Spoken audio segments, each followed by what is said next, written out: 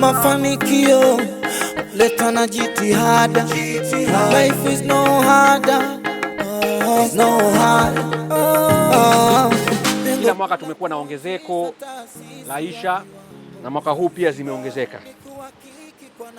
Mheshimiwa Mwenyekiti, kwa mwaka huu tumepata insha 115 kutoka vyuo 19 vya Unguja na Pemba. Na katika hao tumepata washindi 5 ambao hii leo tutawazawadia zawadi mbalimbali washindi hao, ili iwe chachu ya hawa wengine ambao hawakushiriki au walishiriki lakini hawakufanikiwa, ili waweze kushiriki mwaka kesho. Na washindi hawa pia tunawapeleka katika Jumuiya ya Umoja wa Afrika ili waweze kushindana kule katika level ya East Africa pamoja na SADC.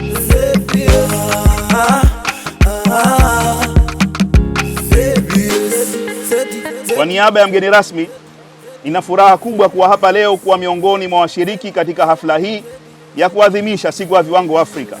Leo tunaungana na mataifa mengine barani Afrika kuadhimisha siku ya viwango Afrika, siku muhimu inayotukumbusha nafasi ya viwango katika kukuza uchumi, kulinda afya na usalama wa wananchi, pamoja na kuimarisha ushindani wa bidhaa na huduma zetu katika soko la kikanda na kimataifa.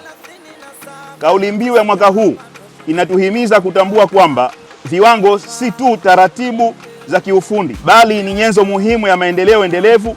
Kupitia viwango tunahakikisha kuwa bidhaa na huduma zinazozalishwa zinakidhi ubora unaokubalika, zinahimili ushindani na zinakidhi matarajio ya walaji.